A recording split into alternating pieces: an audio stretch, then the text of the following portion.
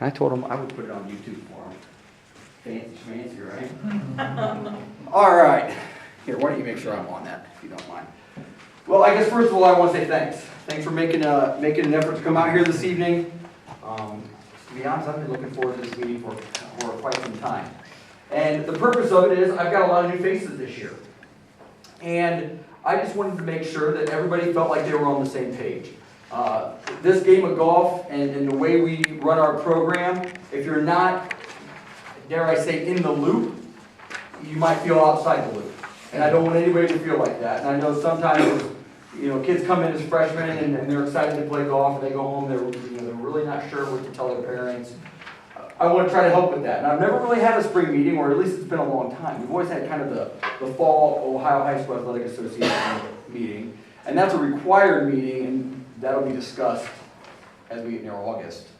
But for the time being, I just wanted to go over a couple items, and I want to make it, after I'm done, kind of a free-for-all. That you can ask any question you have.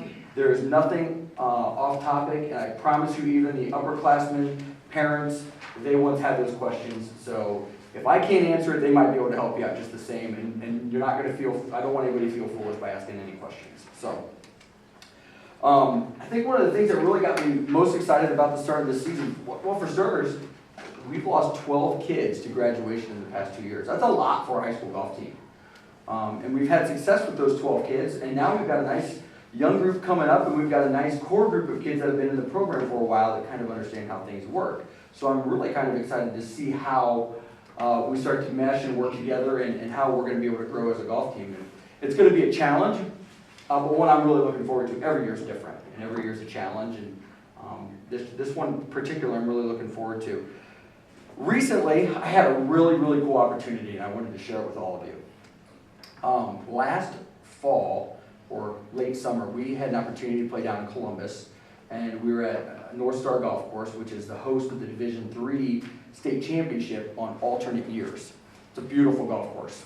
And while I was out there, I ran into Ohio State's head golf coach. His name's Donnie Dar, and he's spoken at many clinics I've seen, and he's always been very personable at the clinics, but I'd never met him face to face. And he was definitely very lost on the golf course. He was looking for not a Van Buren kid. I wish, maybe someday. He was looking for a kid from Walsh Jesuit, and they were on the complete opposite side of the golf course. And as some of you that have been out to North Star, you can attest, it is one of the most expansive golf courses. It's 500 acres. It is massive. And from one side to the next side, it's almost 3 miles. And so he's walking it, and he's huffing and puffing, and he's like, "Can you tell me where Chase Johnson's at?" I remember the kid's name because he was really good. I said, "Yeah, let me pull out my tee sheet," and I look, and I said, "Coach, I'm sorry, but he's like on hole number 4, and that's like 3 miles that way." Well, Connor Ulrich was with me, and Connor is in 7th grade, and not permittable to drive a golf cart, but we had one, and I said, "Coach, this young man would gladly take you out there," and Connor looked at me like, "What? You're here?" So Connor zipped over. Well, at the end of the day, Coach Dar wrote me a really nice email and said, "Hey, thanks so much for that. That was really nice of you to do that. If there's anything I can do for you or your program, let me know." And I kind of kicked that around a little bit. I thought, what could I get out of that, kind of thing. And then we ran into him again at the state golf tournament and reintroduced myself. And I remember, let me know if you need anything. So in January, I contacted him, and they had a brand new, you know what the cost of that facility was? Do you remember? Let's just put it in multi-million-dollar indoor golf facility.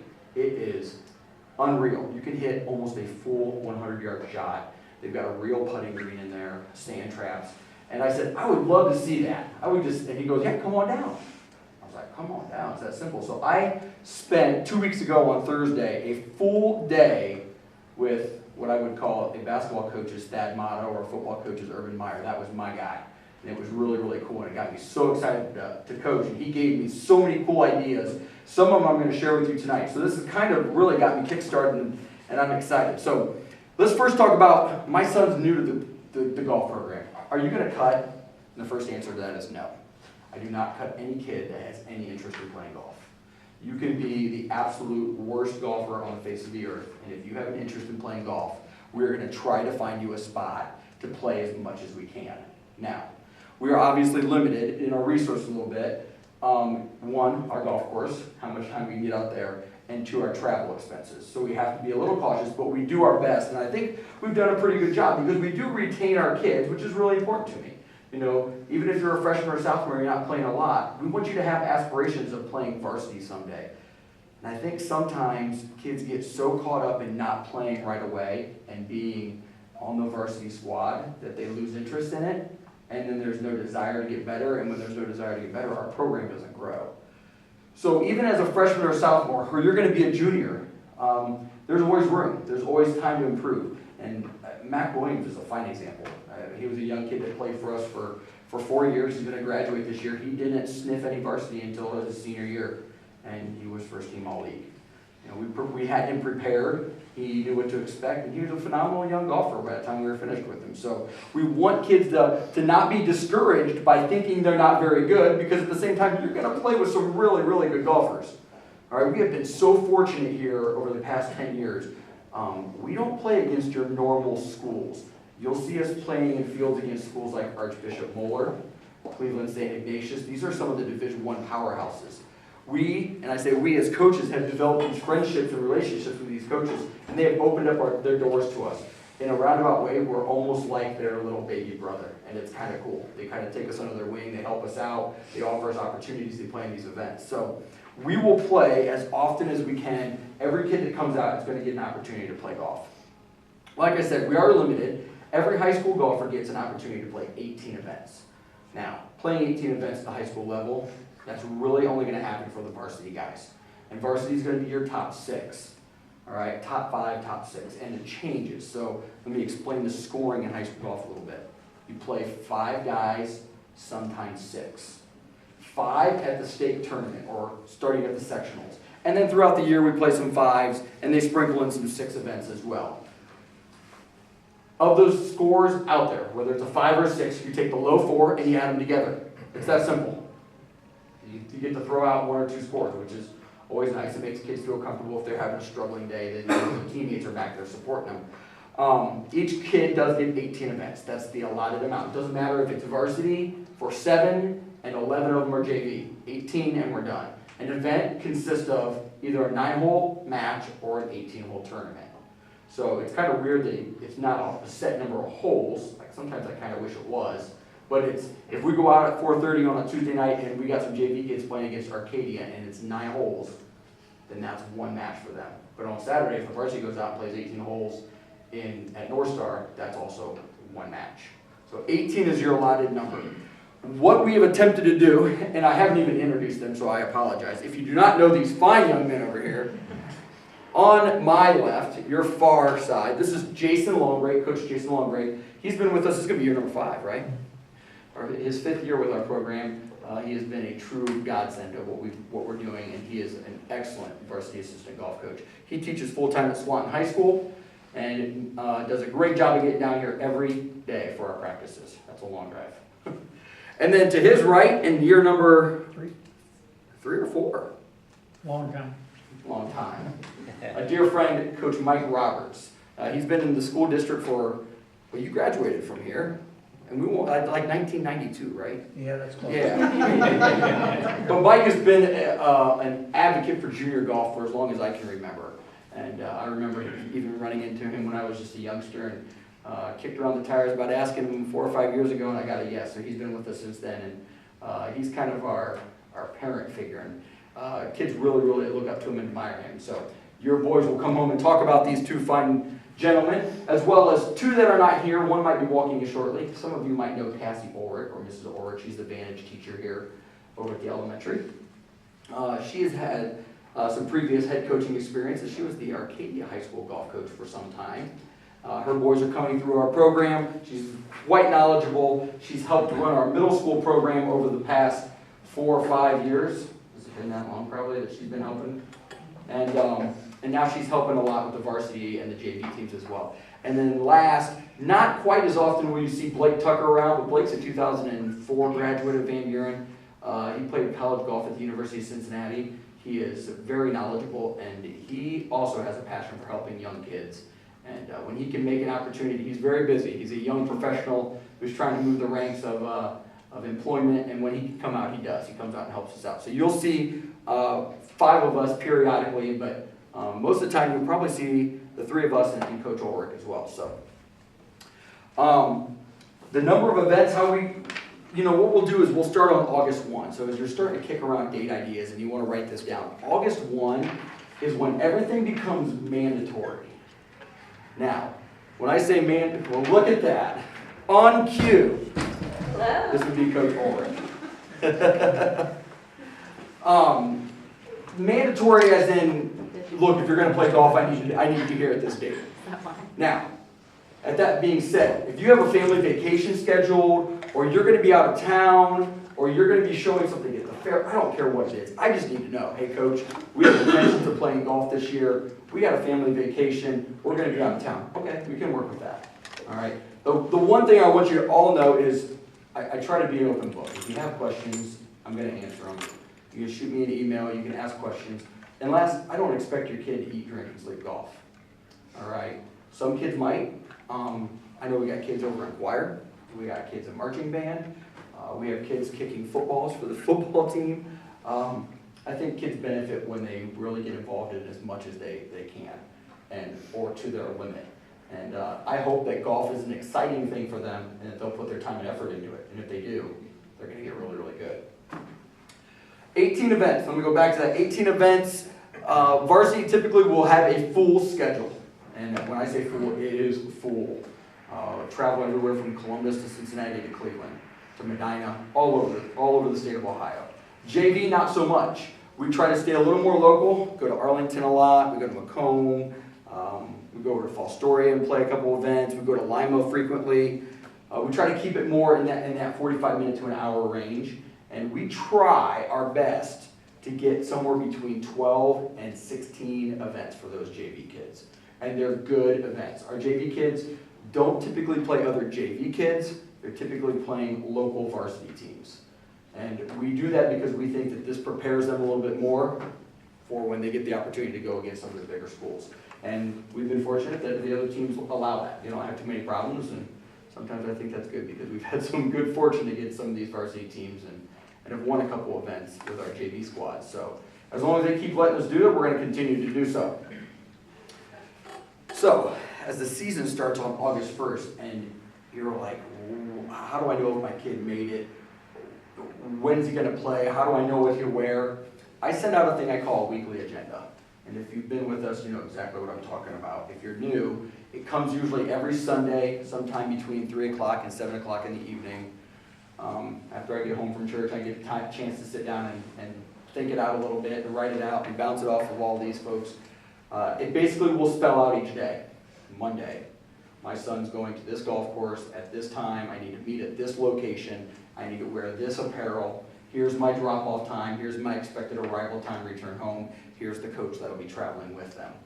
So we spell that all out. I wish I could give it to you in 2 weeks in advance, but that's hard. I know as a parent, it's difficult to get something on a Sunday night and be like, oh my gosh, my son's going to be in Lima on Monday. I try to do my best to kind of keep you in the loop as much as I can, but every Sunday is when I get a chance to really sit down and do 1 week at a time. You'll get an agenda every single week for what is typically 9 or 10 weeks. You just open up your email. I think I'm looking at you, most of you have either replied at one time or I know that you're on my email distribution. If you're not, come and see me at the end of the night and we'll get you on that email distribution list. So what can my son do to be a better golfer? All right, summer's right around the corner. It is finally spring. All right, we can get our golf clubs out. Mine came out for the first time on Monday, believe it or not. And so what can my son do? There's a couple things that I want to really share. Even if your kid's brand new, the best thing you can do is play golf. Play, play, play, play, play. When I say that, I mean like if they can play daily, play daily. Get them away from the video games, get them away from the video games. Whatever it takes. Get them to play with a friend, get them to play by themselves, drop them off at the golf course on your way to work and say, I'll pick you up at 5 when I'm done. All right? That's how your kid gets good. And in this game, you can get good really, really fast. And that's what it takes. Now, I'm going to make it really clear. I don't expect every kid to go to the golf course at 8 o'clock in the morning and get picked up at 5 o'clock. All right? I would love it if that was the case. But like I said earlier, there's other things that are going on. There's other events, there's family in town, there's vacations, all right? But if you want a free babysitter, the golf course is a great place. It really, truly is. With that being said, not only can they play a lot, just with their friends and their buddies, I'm going to challenge our golfers this summer to pick up the phone. I'm going to challenge Evan to pick up the phone and call somebody. I'm going to challenge Brant, my upperclassmen, to pick up the phone and call somebody they wouldn't normally play with. All right, and down the road, I'm going to challenge each of your kids to call somebody and say, hey, I know we don't talk a lot at school, but you want to go play some golf together today? And get excited about it. That's what I really want to see happen. Your kids should really try to play in some summer events. Again, even if they're not very good, even if they're new. How do you learn to play competitive golf if you don't play competitive golf? And that's what this is. I mean, August 1st, it becomes competitive golf. You know, and there are a lot of great opportunities. I'm going to go through those with you here in just a minute, and it's in our packet. We'll come back to summer events here in just a moment. What else can they do? Every Sunday during the summer, I've been working on this since January, so I hope I have this ready to go. I have created a practice plan. And this is where Coach Dar from Ohio State kind of came in. He said, you know, if you can't practice with your kids all the time, right, there's going to be 20 plus kids. I have my own 3 children. I can't be at the golf course every day just sitting there from 8 in the morning to 5 at night hoping that some kids show up and we can practice. You know, so what I want though, and I think we're all probably, as even adults, we might find ourselves doing this at times. We get into a routine that we think is just comfortable and right. All right, and I'm going to use Hunter as an example. Hunter's going to be a freshman. Hunter goes and plays a lot of golf, goes out to the golf course. Do we know every time Hunter goes to the golf course he's doing exactly what he needs to do to get better? We don't know. All right, Hunter says, well, yeah, Dad, I hit 10 footers today and I made some putts, but did you know if you got better? You know, so we want to try to start tracking some of that data. And every Sunday I'm going to send your kid an email with a practice plan. All right, it's going to spell it out for him. Hey, today, McLean, I want you to hit 25 10-footers. Just take a tape measure out there, put it in the ground, and hit 25 of them. And when you're done, just put it in this little box I provided for you on the worksheet, and email back to me at the end of the week. Let me know how many 25 putts you made, or how many you made out of 25. Or I might say, how many putts did it take you to get to 25 made putts from 10 feet? Just write that number, 110 putts, I don't know. Just let me know. But what we can do now is 4 weeks later, we do the same drill. They don't even know it. And you start to look at the data and go, wow, look at that, I did get better. You know? So it's gonna be about 4 hours of what would be practice time. And it tells them exactly what I think they need to do to get better. Exactly what I think that they need, and most of it's gonna be short game. And when I say short game, I mean from like 60 yards and in. All right? There's a lot of putting, a lot of chipping, a lot of wedge play. Those will be sent out Sunday. I'll go through it with your boy, through the email. If they have any questions, they all have my number. They know that they can call me. They know they can text me and email me. If you don't have my phone number yet, we'll make sure we get that, okay? So that way you feel comfortable doing just the same. At the end of the week, on Sunday when they see the new one come in, I'm going to ask them to fill out the old one and just email right back to me. If they don't get to it, let me know. Just be honest. I don't want the kids making up numbers. That's the last thing I want. And believe me, I can tell. I mean, it would be pretty obvious if 6 weeks later, all of a sudden, there's this huge drop-off or a huge increase. It's going to be gradual. But in 8 weeks of summer, we are going to do, during golf camp week, a little base plan. So we're going to put everybody on the same exact plan, and we're going to know exactly where every kid is. So at the end of the week, on week 9, right before the season starts, we're going to run that base plan again. I'm going to give them results, and I guarantee every kid is going to get better, 50% better. So they'll go, oh, wow, that worked. So, practice plans. Let's talk really quickly, and I don't want to spend a whole bunch of time on it, but I did put in your packet some summer events, okay? And you will see I have it stapled. It's the thickest stapled packet, and it says, Dear parents and golfers, with the spring weather finally taking shape,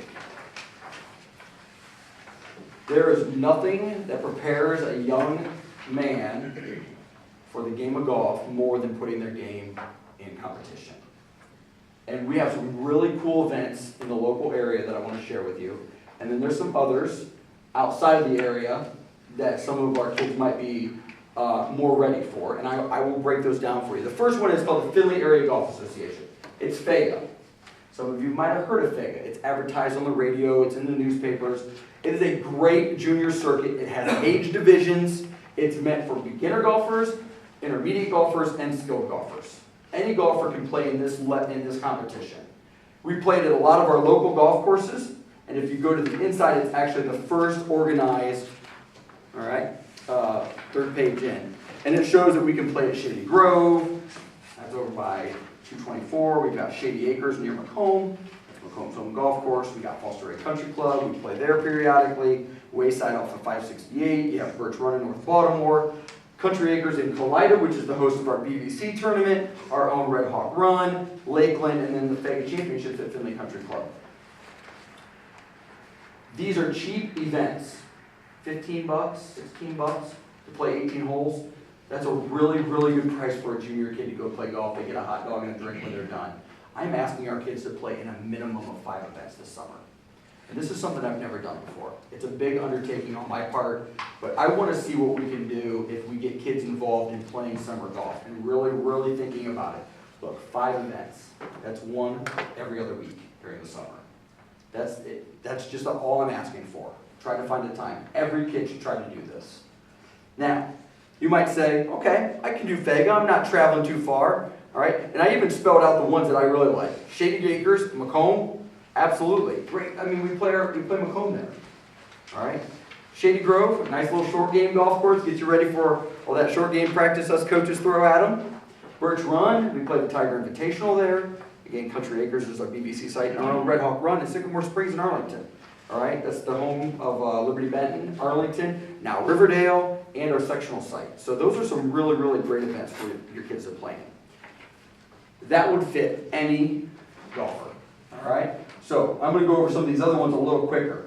The Nationwide Children's Championship, a little more expensive. I don't have the exact price on it. Stacy, I know I emailed it. Do you know it off the top of your head? Was it over 100? I think it was. Like right at 100 to 125. You play, what's that? Oh, it's on, yeah, it would be right in there. You play Scarlet. That is one of the #1 public golf courses in Ohio. That's where we just played the state championship this past fall. All right, we'll be back there, I hope, every other year from here on out. I mean, that's kind of the goal, right? So if you think that your kid's ready, it really is for about any level of player that's interested. If I was a newbie, if I was brand new, I might shy away from something like this though, because Scarlet's got some teeth. All right? It's good. But if you're kind of like sitting in the middle and you're thinking, you know, I want to play some JV golf, or my goal is to play varsity, this event is for something for you to think about. All right? It's the most expensive event in the list, by far. It's a fundraiser for the children's charity as well, but it's a great tournament. You've got the Junior World, which is held at Dayton's NCR Golf Course, the National Cash Register Golf Course, also a very, very nice golf course. Challenging and probably one of the most competitive tournaments. It would be best if you had aspirations of playing varsity golf, and probably that would be where I would stop. If you think you're going to be one of our top 7 or 8 golfers, that event would be for you. All right? But they do have age divisions, and it gets cheaper as the age division goes down, which never makes any sense to me because it's still 18 holes of golf. But hey, lucky you for being young. Very, very good event. Next is North Star, and this just came out. I talked a little bit about North Star and its massive golf course. It's really kind of nice because you would think Columbus, North Star, Delaware, it's only an hour from here. So it's not really too far, maybe an hour 10 at the most. It's 50 bucks, which is what it would cost you anyways to play the golf course, let alone to play in the tournament. One day, and that is exactly where they're going to host our Division III state championship this year. And again, they'll host it every other year, or the even years, 14, 16, 18, etc., at North Star. So this is a great opportunity. Again, probably for somebody with aspirations to play in JV or varsity golf. About 12 to 15. Again, probably not a golf course for the brand new golfer. All right. Next is the Toledo Junior Golf Association. It's very much like Fega.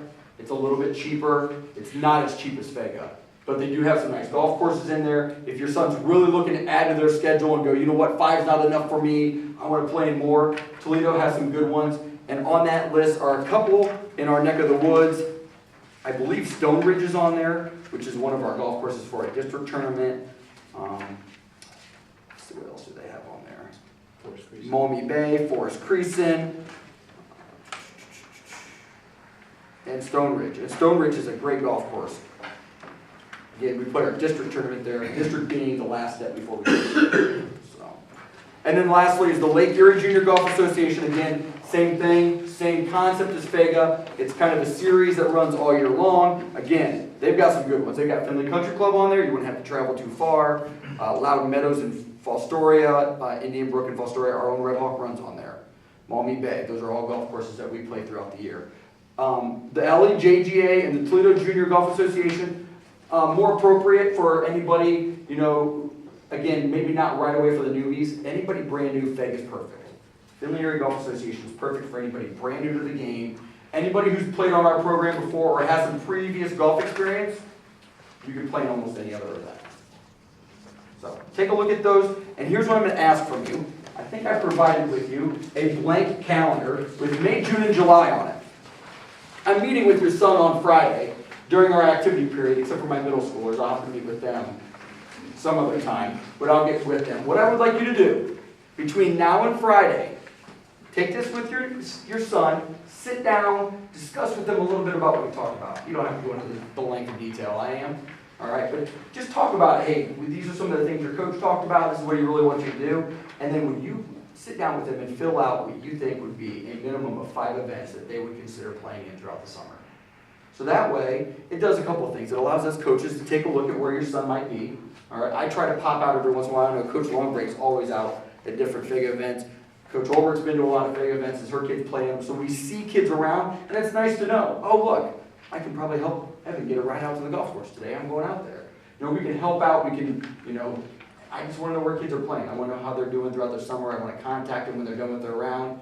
It's always funny because I'll say, oh, I saw Brayton play last week. I'm going to see how he did. They never give me their score. They're like afraid. I'm like, I'm really not. I just want to know, how did you do? You know, did you have fun? I'm glad you got out and played a little competitive golf.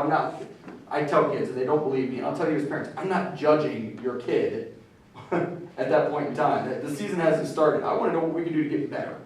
All right, so if we're struggling, let me know. So when I set out the next practice plan, I can go, oh, we're struggling, we're hitting a lot of balls to the right and out of bounds. Well, let's work on a drill that maybe helps that.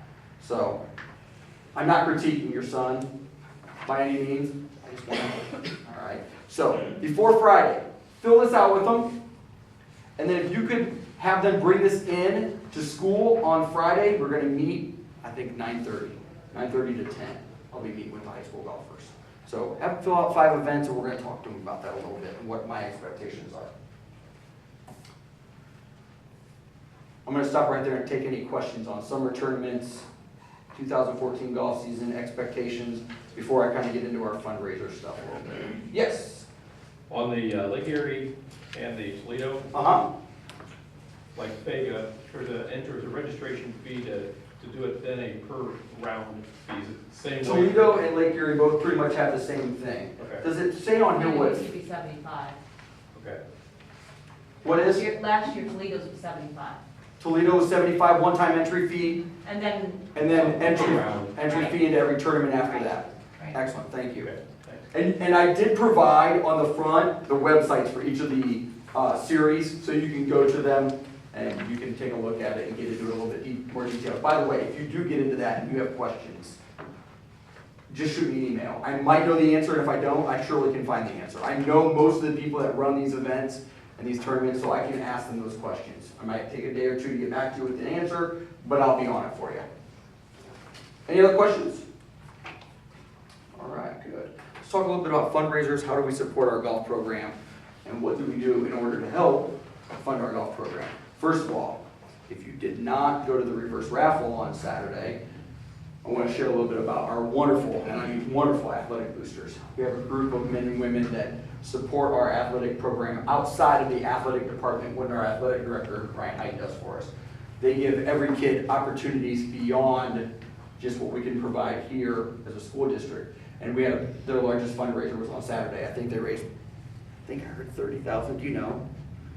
$25,000 to $30,000. Yeah, I heard it was stuff. It was awesome. It was a fun night, a lot of fun.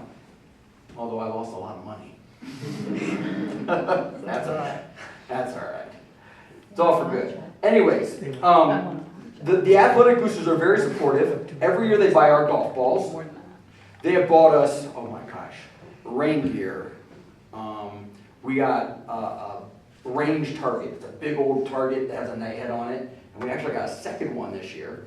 The kids will be really happy. I got a range picker that'll walk behind and kicks up golf balls, puts them in a basket. All right, all my old managers are gonna get mad at me now. They'll be like, "What? We had to pick those up by hand." So I figured maybe I'd save us all a little bit of time. But they are so generous, and so I ask throughout the year to try to go to a meeting. Some of you have already had your turn, and we'll talk about that in August again. Where you come to a meeting, you just see what they're all about. They're good people, all right. And they really, really help out. But what do? Golf isn't cheap.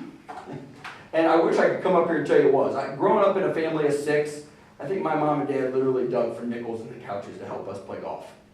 And I was really, really, when I took over here, I wanted to do whatever I could to help kids play golf, no matter what their financial situation is. If you want to play golf, I'll find you a set of golf clubs, I'll find you a place to play, I will make it happen if you want to play golf.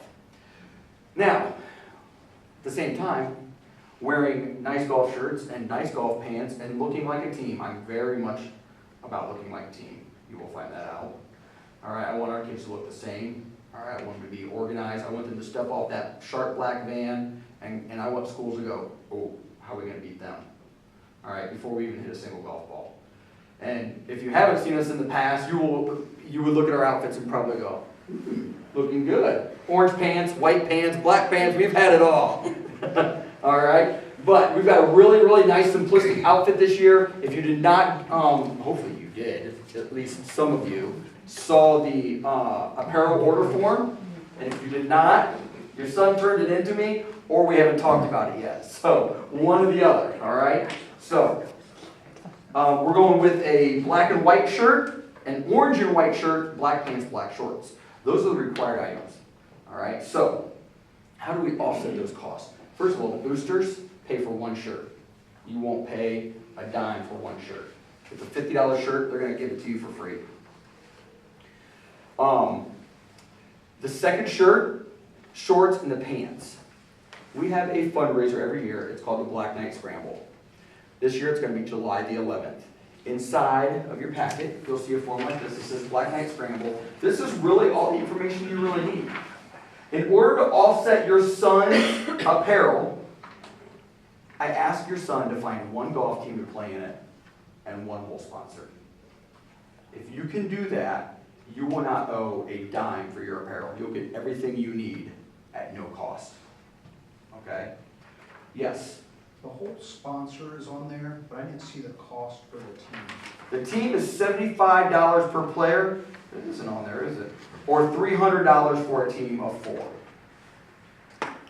Thank you for mentioning that. I don't know why that wouldn't be on there. You might want to put that in or let people know. $75 per player or $300 for the team.